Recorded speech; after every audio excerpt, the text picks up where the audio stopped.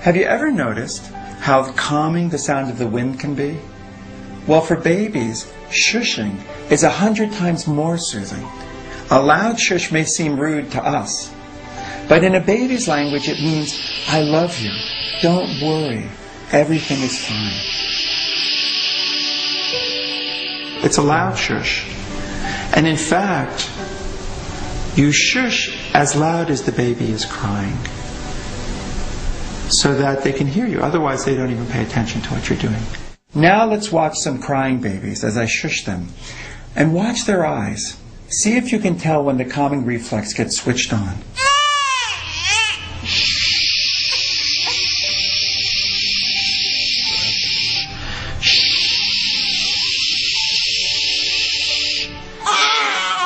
The rapping itself does not calm him down. No. But now let's add some of the other S's.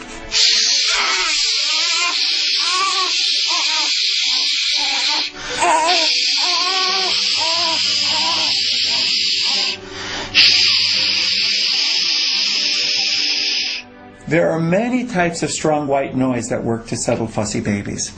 Some parents use white noise machines. Some turn radios onto static in between stations. Or they use the sounds of appliances like vacuums or hair dryers. Or better yet, use tape recordings of those sounds. You may think those sounds are too loud, but remember, in the uterus, the sound your baby heard was louder than a vacuum. Hair dryers can be especially loud, so if you're using one for more than a few minutes, turn it down or move it away at least 6 feet.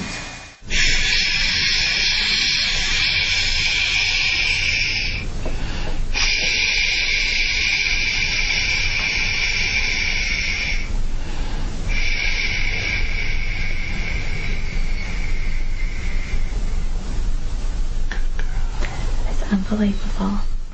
And the fourth S is swinging, or jiggly movement. Have you ever wondered why people call newborns bouncing baby boys and girls? It's because they love jiggly movement. Now you can see her head is jiggling a little bit. The head is like jello on a plate. I'm not holding her head and keeping it from jiggling. I want it to jiggle. That's what triggers the calming reflex. If you do this with big movements like this, it won't work. If you do it holding the head, it doesn't work well. The head has to be free to move a little bit. I tried doing that today and I had trouble with it. It takes, all of these things take practice. I mean, one thing is true. I mean, I've been doing this almost every day for the last 20 years. So I do have the techniques down.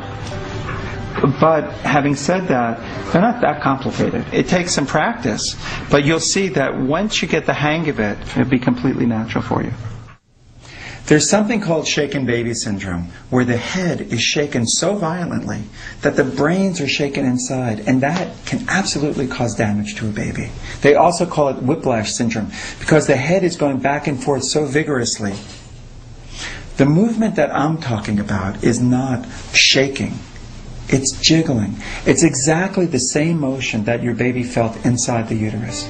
And you can do jiggly movement like this all day long, and it wouldn't hurt your baby. In fact, it's just the opposite. It makes him feel very comfortable, very relaxed, very much back at home. There's stimulation that's good stimulation, and there's stimulation that's overwhelming stimulation. The rhythmic, hypnotizing stimulation of the swing is good. It makes her feel good. It's nourishing for her. People often ask, will she get spoiled by it? Will she get used to it? And actually, she is used to it. She used to have it 24 hours a day. Yeah. So now, if she only gets it 12 hours a day, you've already cut back 50%. And gradually, over the next couple of months, she'll decrease it even more. But I have no concern about spoiling her during these first 3 months, because fundamentally, she's still a fetus. And you can't spoil a fetus. This is called the milkshake position.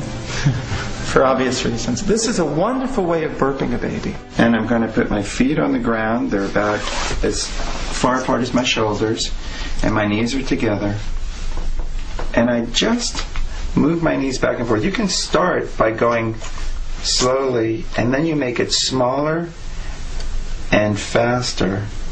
My hands are open, and you can see her head just kind of jiggling between my two hands. Right. And if she gets upset, then you can pick up the speed and do it a little bit faster. Okay. And as she calms down, you can do it more slowly. Okay. I love this position because when it's 11 o'clock at night and you're exhausted, it takes very little energy. You're just kind of, you can be resting there and just your knees are going back and forth a little bit. It used to be that we had people in the home to help us, or neighbors would come over, and we didn't need mechanical devices like a swing. You would just pass your baby along to someone else and then you'd do your work. But we don't have that help today. I personally have had to rock him the entire time, and I have to tell you, my arms are just about to fall off by the end of the day. Babies are very sensitive to motion, and they love sleeping in the swing. But there are some things you have to know before you put your baby in the swing. First, the baby should be swaddled tightly. But let's put him in the swing, wrapped. And I'm going to put the little strap between his legs.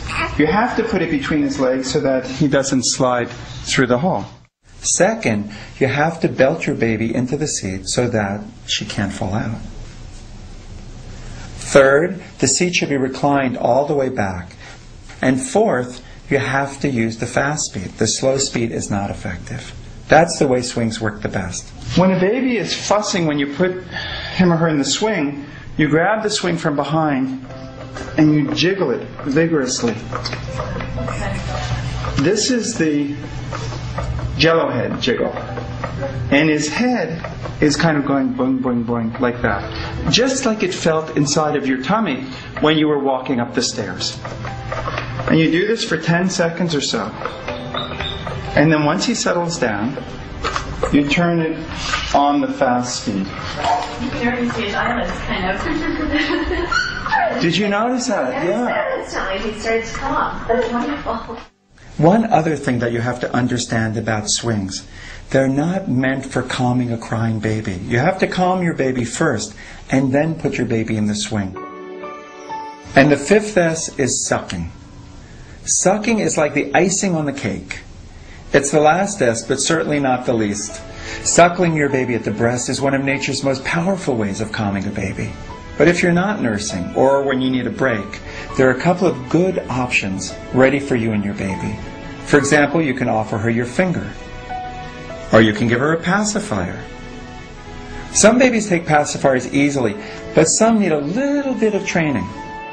Once she starts to suck on the pacifier, I push down on it a little bit, like it's going to fall out of her mouth. I want her to think she's losing it. What is a baby's response? It's to suck harder. So many people think to get a baby to keep a pacifier, you push it and keep it in place. It's just the opposite. You use reverse psychology. The more you do that, the more her muscles will be trained to keep the pacifier in her mouth. When she's sucking, I'm just going to pull it back. But see how she can hold it in her mouth even when I'm trying to knock it out a little bit.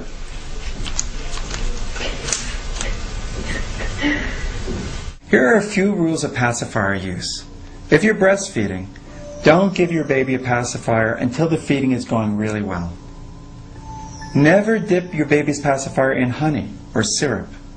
And don't hang it around your baby's neck. It's a choking hazard.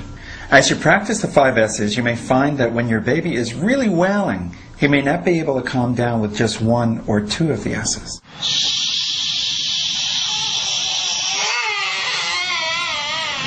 Here, you'll notice that the calming isn't quite working with just the swaddling, swinging, and shushing. Some babies respond to the side or stomach position, and some respond to the swaddling the most. And some babies need it all, and they need it big.